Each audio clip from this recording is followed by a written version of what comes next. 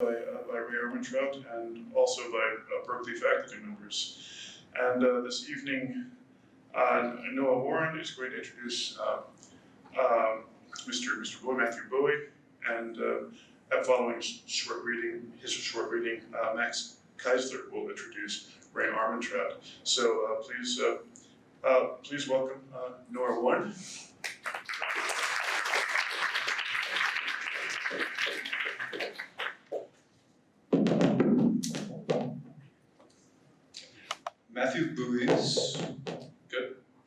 Matthew Bowie's poems begin firmly enough.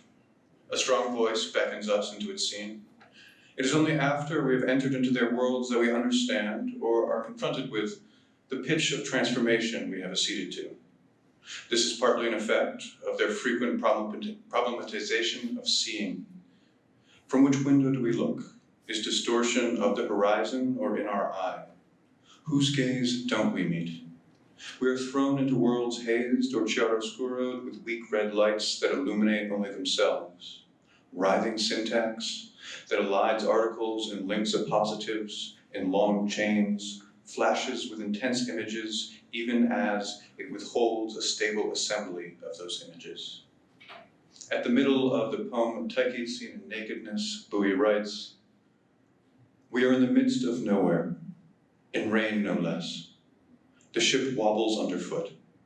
No one in red light sees the world has slipped our follow. The first stars are nowhere.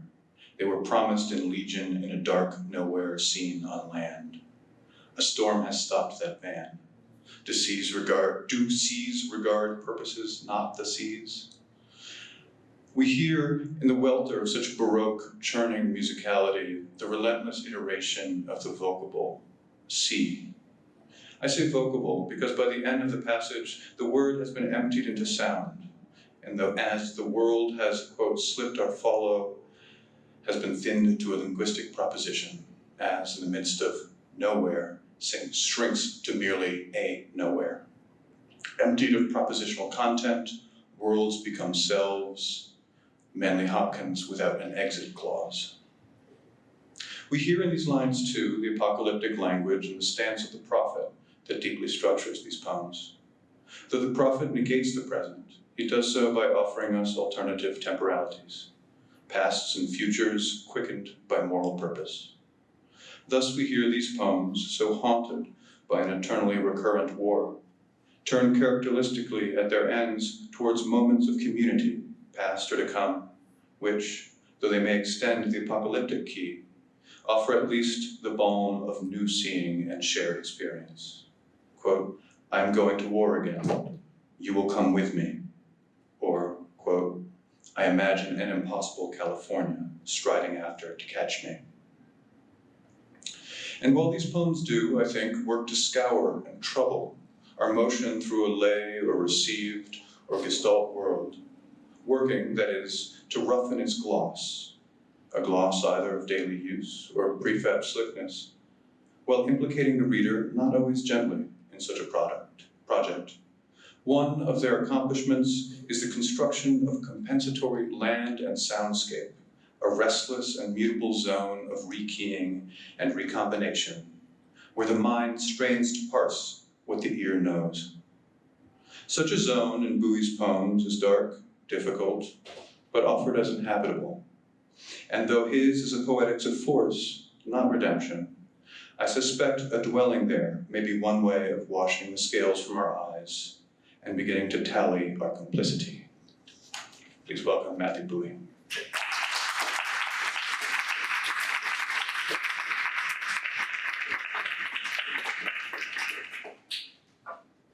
That was awesome. Wow. Okay. It's Bowie, guys. I don't know, he knows what he's doing, I guess.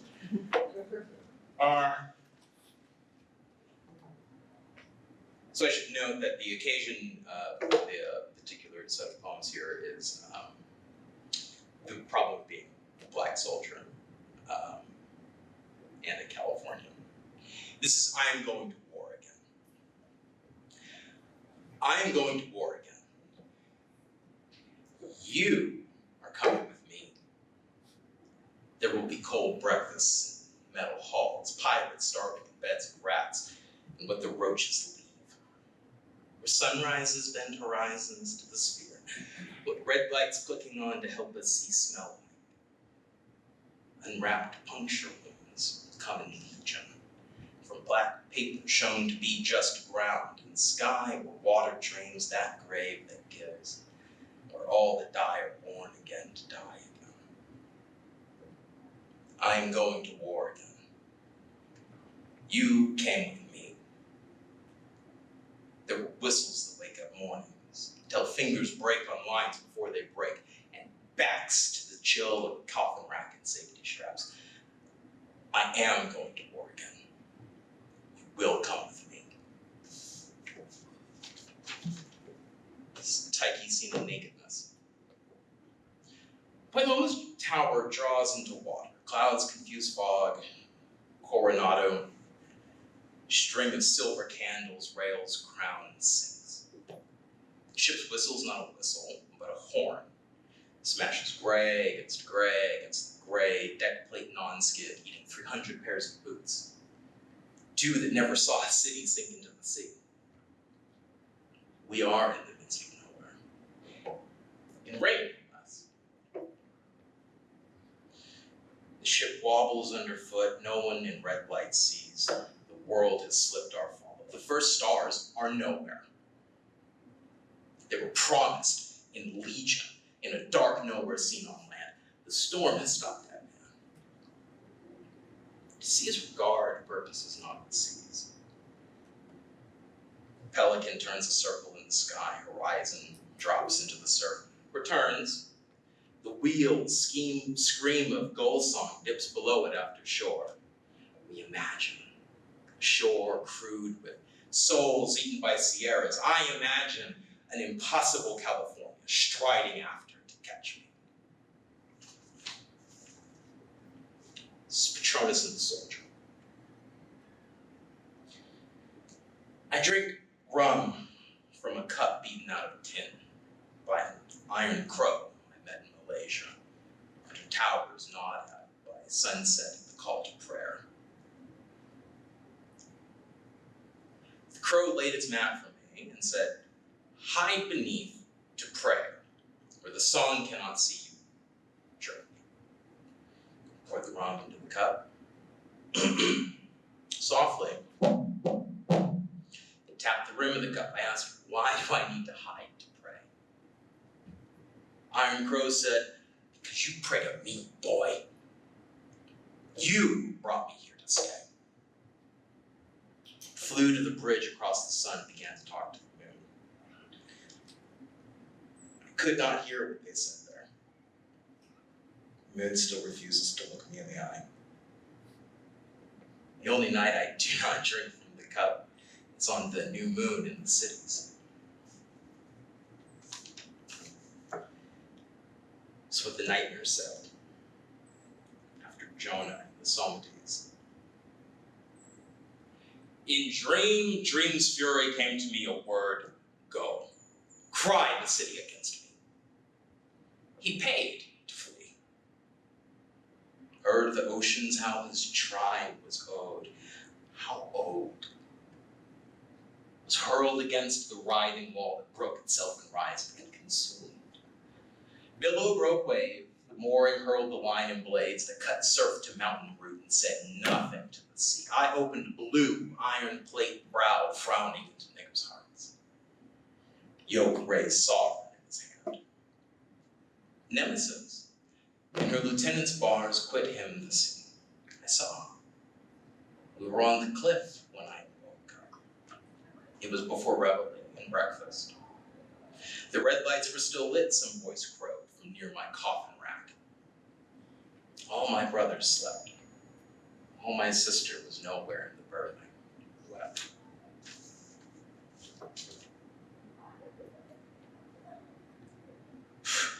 This is the Negro soldier wakes. You should know that my bedroom in Sacramento, my parents' house, there's like a row of cypress outside the window. It's very strange. I don't like them, but you know, life is what it is. Sometimes my bedroom window roars. looking north, full of sunshine, with my wonder who will kill me. I look at the cypress, ask for who could hold the wind-bent trunk and swaying still to tie the news, and pull the half-cut penis fragments from a Cole's inquiry. Did I want war? Did war wake me? Did our only screaming at ourselves say that I have bones to break? Erect a mask of who I am and cast a shadow? No. It was an oak we hung me in. An oak I'll string with entrails, wood smoke hope, and telling tales to war, how sunlight and all speaking. One and only one, north-south freedom. And its kin absolve the sunset of the swaying heels and sing. If I hung, what songs I would have sung. Of war. Do you know that it was war and winning wars that said that I may love you? It was war and winning wars that said the nigger is a man, and maybe human too. But still, I'm a nigger. All trees, all screaming, all sin and sunsets like as well will kill me soon. War. And war, and war, and war, and war, and knowing wars resume. There is a row of cypress that the sun bends towards my window every day. I wake from nightmares, but I always think of oak like I'm somewhere else.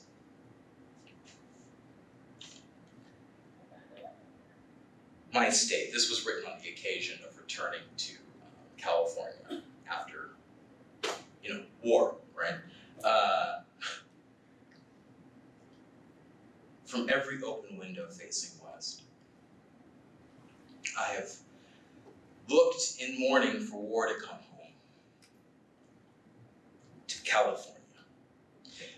They call me crazy, yes, but I know that he loves us all.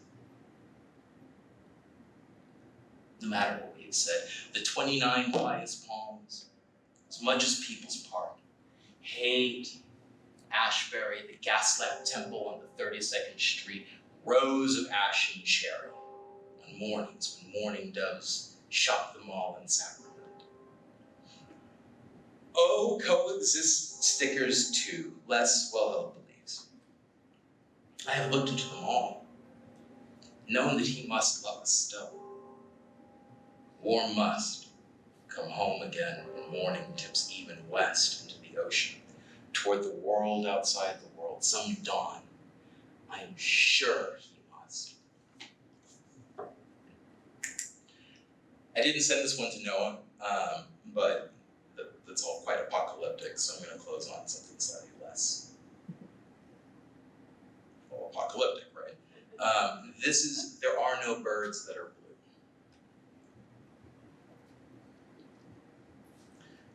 Some little birds I have, not named, are friends of mine and gone. A drop of not real blue drops behind a low hill's back and chirps, says no more. Some little birds I have not named are friends of mine and gone. The hill will follow, and the sun, the moon, and you, and no one will say no more, no more. Some little birds I have not named are friends of mine and gone.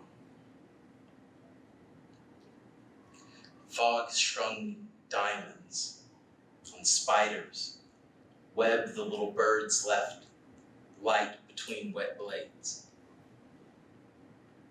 Some little birds I have not named are friends of mine, and they are gone. Thanks, y'all.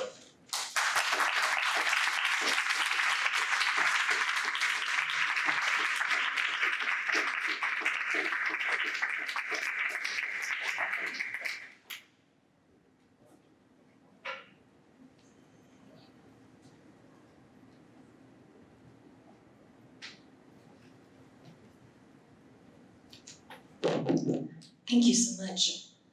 My name is Max Keisler, and it's my great pleasure and honor tonight to introduce our Holloway Lecture Series poet, the illustrious Rae Armantrout. For those here tonight who might not know what a privilege we have in store for us, I would be remiss if I did not mention first off a few of the many extraordinary particulars that have characterized her career as a poet over the past several decades. She was born and raised in California, living most of her life in San Diego, and attending school here at UC Berkeley, studying with Denise Levertov, and then San Francisco State University. And now she's taught for over 20 years at the University of California, San Diego. She's one of the founding members of the West Coast Language Poets movement, and she's published multiple widely acclaimed books of poems, including, among many others, Versed, Next Life, Up to Speed, Veil, and Wobble. She was awarded the role of a Guggenheim Fellow in Poetry in 2008, and her book of poems Versed received the Pulitzer Prize for Poetry in 2010.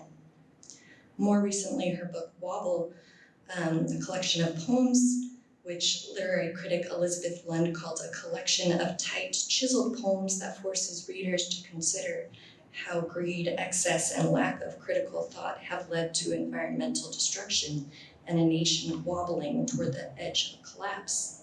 Wobble was a finalist for the 2018 National Book Award in Poetry.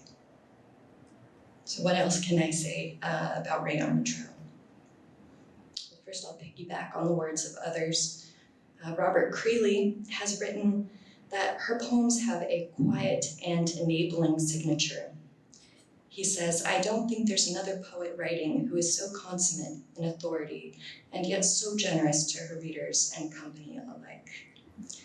The critic Stephanie Burt writes that William Carlos Williams and Emily Dickinson together taught Armantrout how to dismantle and reassemble the forms of stanzaic lyric, how to turn it inside out and backwards. From these techniques, she's become one of the most recognizable and one of the best poets of her generation. On a personal note, I remember first reading Rae Armantrout's poems right before going to college and thinking to myself two things. First, that her lines, the arrow darts of her poems on the page, were so razor sharp, I had the suspicion they were performing a pleasant kind of surgery on me, the opposite effect of anesthesia, as though I were being operated on without the least discomfort, but rather an inquisitive attentiveness to the flash of the knife. And second, I thought to myself, though I'd long despaired of being a poet myself, I was born and raised in San Diego, here was living proof to the contrary. Not the possibility, but the promise of poetry existing in Southern California.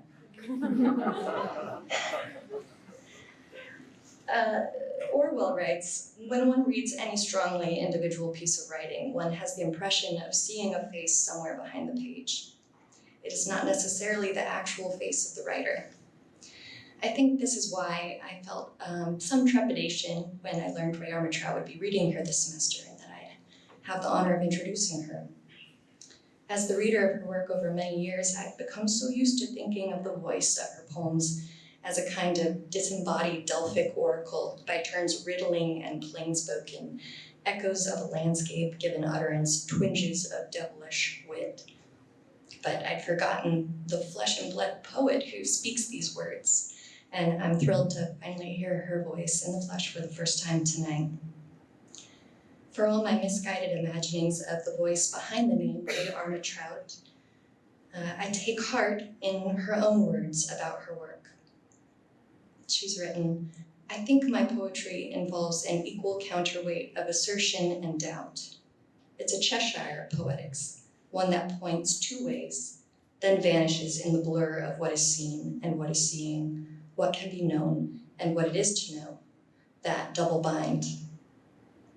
I take this as her invitation tonight to be puzzled, to wonder, to wander, to arrive. Please join me in welcoming Rae Armantrout.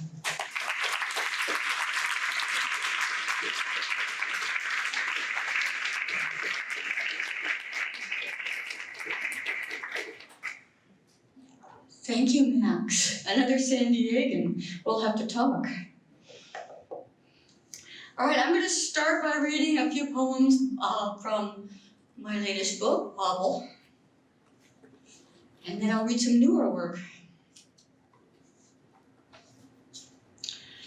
I read here about, 3 years ago maybe, and I read some of the poems that would be in Wobble. So there are probably, I'm probably, in other words, going to read 3 or 4 poems that I read the last time I stood here, but the rest will be different. This first one I did read, but it may have been before you were here. And it's a prose poem called The Craft Talk. And I wrote it because, of course, I was asked to give a craft talk. And, I have some ideas about the subject. I mean, basically, when you're asked to give a craft talk, you're supposed to talk about your ideas about poetry and what poetry is and what poetry should be. And I have some of those ideas, but I don't have a very high confidence level in my ideas. So this poem kind of makes fun of my own, what I thought I was going to say. The Craft Talk. So that the best thing you could do, it seemed, was climb inside the machine that was language and feel what it wanted or was capable of doing at any point, steering only occasionally. The best thing was to let language speak its piece while standing inside it. Not like a knight in armor, exactly. Not like a mascot in a chicken suit. The best thing was to create in the reader or listener an uncertainty as to where the voice she heard was coming from, so as to frighten her a little. Why should I want to frighten her?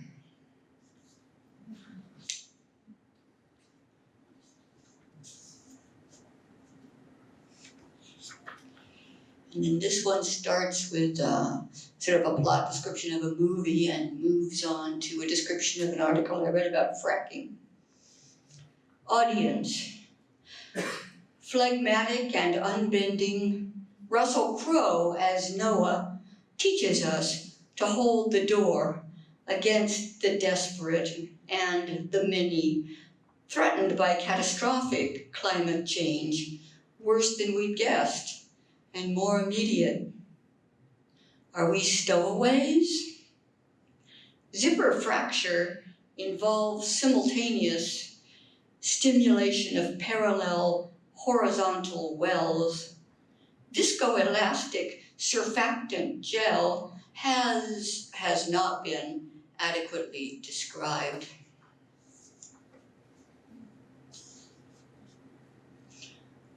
Background information. There's a lot going on in the zombie apocalypse, but wouldn't she recognize that her mother was a zombie? I mean, zombies are a thing. The last thing she did was point to one corner of the ceiling with a horrified stare. The nurse called this a seizure, as if words drained experience of content and continued to accumulate. As if words were sealed containers stored for safekeeping. The background is everything that, for now, can be safely ignored.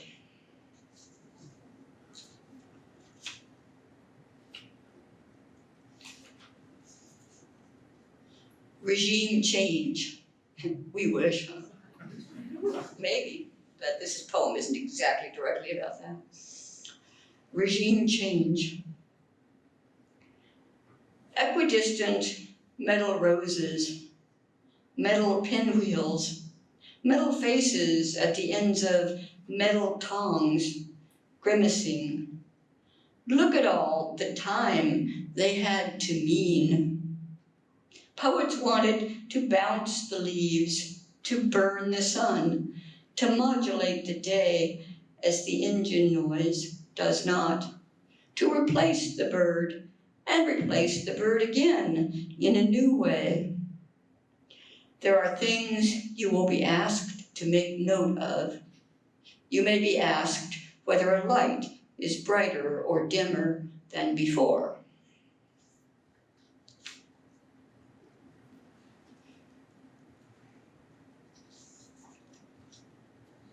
Flicker. When it was them, our parents, dying, the way they tried to deny what was happening, the way they were angry at the wrong things, seemed of a piece with the way they'd always been wrong about us, we thought. The way they were wrong about the world, which they saw only through the haze of their own swath of the past, so that it seemed natural for us to scoff, inwardly, even at their deaths. But now it was one of us threatening to get up and walk out of the hospital on his withered legs, sheer sticks, because it was killing him. Clouds of methane rise from dumps outside our city. As I drop a square of soft cheese through a slot into the bin marked landfill. Of course I feel bad about feeling good, about feeling bad about this. But as time speeds up, everything will flicker.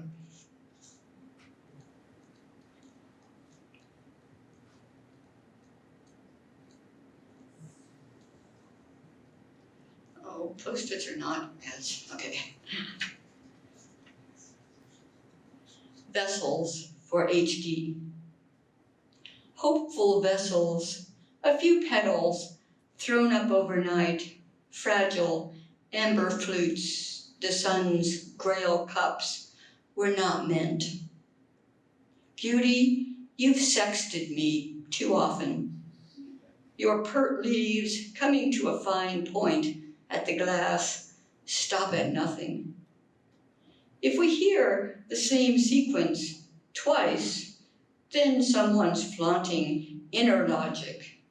But the wind loose in copper chimes is now far more.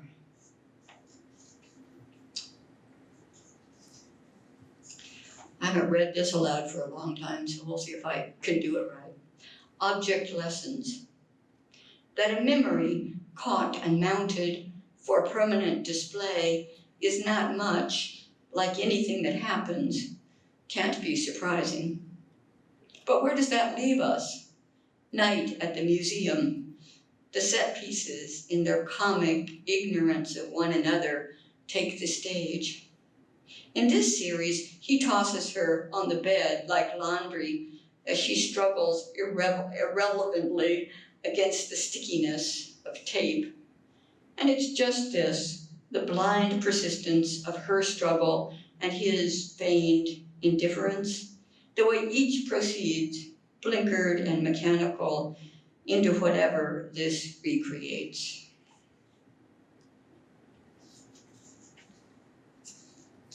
And this one's called Hate. The market hates itself just as much as you hate it. Look, in this spread for leather products, a stern-faced man in pink pants and a bomber jacket stands on satin sheets in front of leopard print wallpaper, holding a small briefcase or purse. The market hates you even more than you hate yourself.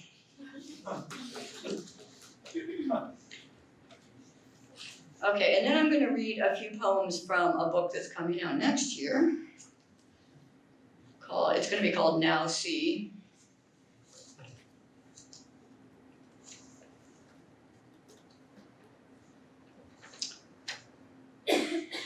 Conjure. How did the synthesis cross the abyss? In a sentimental story, there is only one of something, one newborn, one moment, one once embalmed in myrrh. All I want is not to be first on one side, then the other, but to conjure a stream of sounds and images for which I am not responsible, and maneuver within it, mouth and tail one thought. The sea now full of cannibal jellies, blue if the sky says so.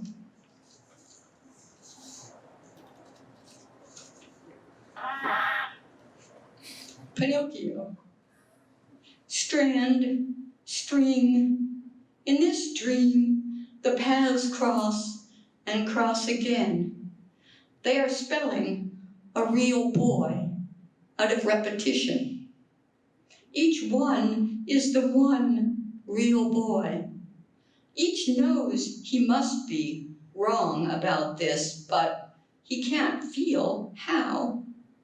The fish and the fisherman, the pilot, the princess, the fireman, and the ones on fire.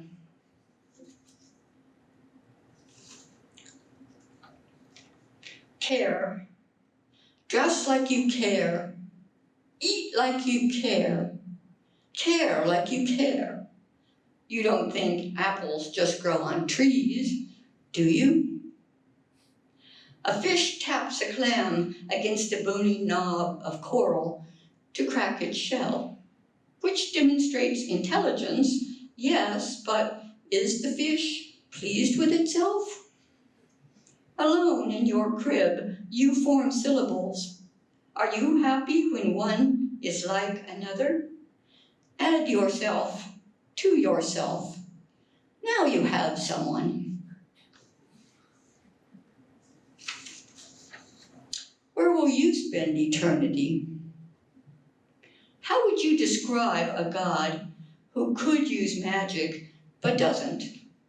Who prefers elaborate widgets and toggles, seconds toppling one by one, the careful recording of endless instructions? We're riveted by the hell show. The devil plays a huckster. What will he come out with next? Demons banished for dramatic effect are brought back to lobby for poisoning children. We can't believe they let us watch. In fact, they make us.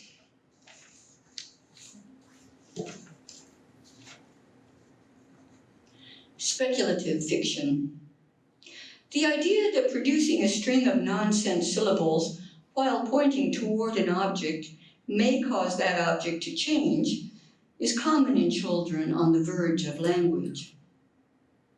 The idea that force exists only as an interaction between objects, while an object is a kind of kink in a force field. The idea that if one survives X number of years, one will live to see how things turn out, or even that things end well.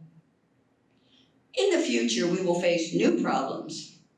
How will we represent the variety of human types once all the large animals are gone? As sly as a mother?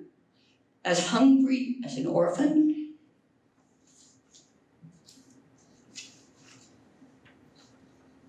Costumes.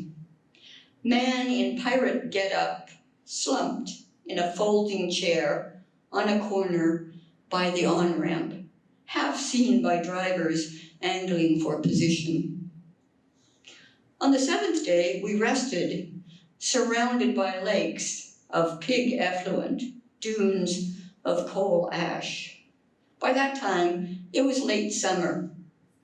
Soon we would scare ourselves a little and give thanks. Just when we were sick of our appetites, our choices, the children came along and presented them in miniature, not as monsters, but as pets we'd want to feed. I have children in my life now. Understandings. To convey great effort and mild reluctance, one groans briefly when sitting up in bed. This is sometimes known as prayer. Ignore the wind chimes, they're a bad example. To stand beneath or walk behind, to comprehend, to grab wildly at surrounding objects. Some grab at attention by quipping, "I don't care." Others sit in corners, closely watching their fingers. We fill the world with selfie avatars, and more children refuse to recognize their names.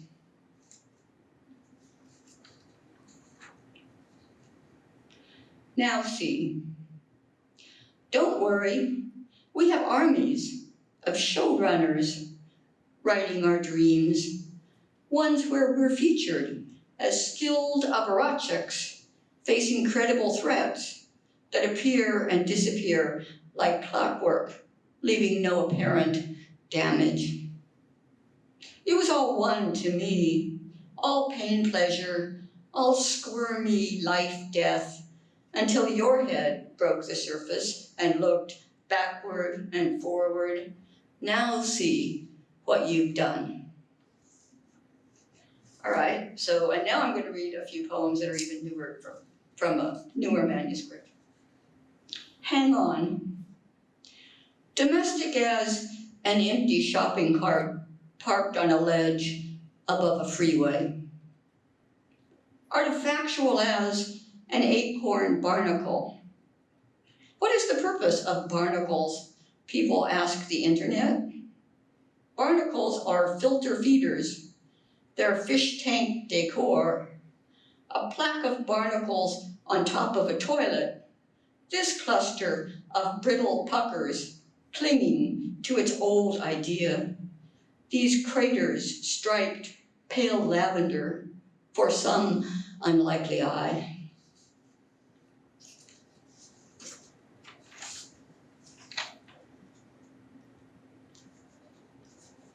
Vultures. A product can be authentic, an object cannot. This presents a problem. An identity can be authentic, an experience cannot. How was your sleep experience? Asks Marriott. Praise or blame is the only legitimate response. Vultures wheel over Miami. A sign that appears day after day is not a sign. The library boasts a fine collection of books written in private languages. Identity is made of select experiences. If you are genuinely sick, the leaves recede and the flickering holes between them come forward. Not angels, but unnamed objects.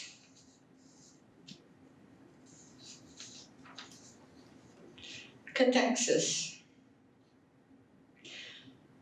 When we say the world is haunted, we mean untranslated, as yet.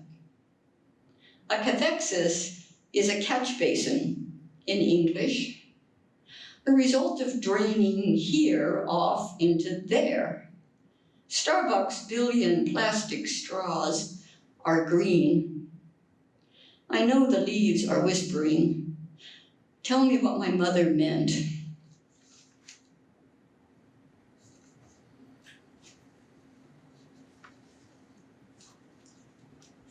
The news. We wanted to tell someone everything, or everyone something. How large and limp the leaves were in the half-sun.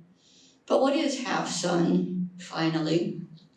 We'd been relaxing protections in our sleep again, it seemed. Now we were fewer. Some imagine St. Peter as a special concierge or a supercomputer listening. Did he listen to what he must already know, hearing only ones and zeros, pluses and minuses? Was that at least something?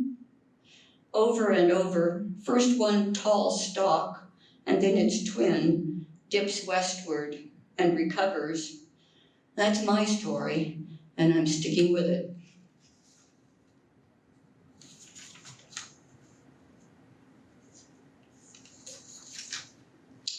Notice.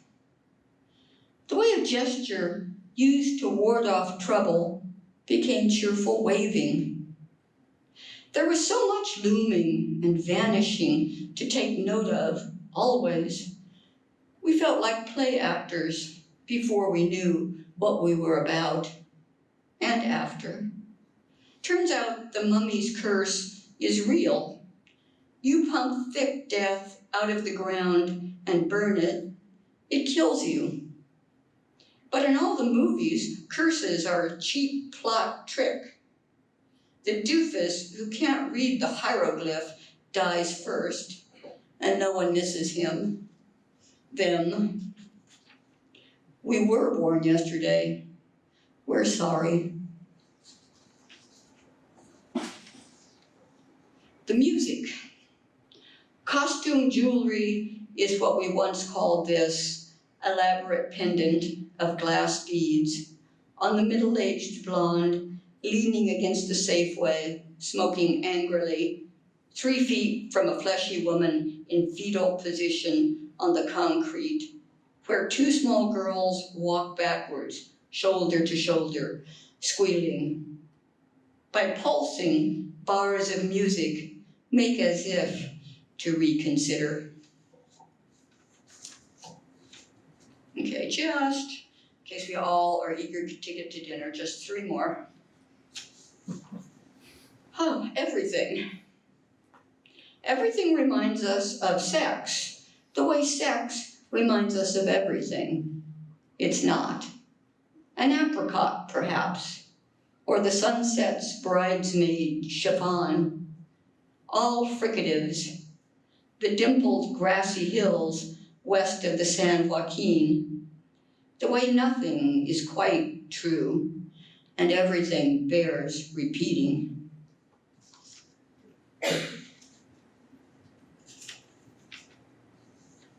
The steps. I take a step back and it's like dancing. But what would it mean to return to my roots? Is that what the flowers do in September? Kids earn money and love by being themselves on YouTube. It only works if it's authentic. Was it better when enthusiasms had objects, such as distant wars or tulips? Now we pay attention to attention. Take a step back, and it's like dancing. What would it mean for attention to be empty as a phrase repeated too often? And lastly, riddance. Okay, we've rendered the rendition. How often? What were we trying to get rid of? We exposed the homeless character of desire to the weather. Shall we talk about the weather? Worsening 4 times faster than expected, 8 times, until the joy of pattern recognition kicks in, until the crest of the next ridge is what remains of division. Okay, thank you for coming.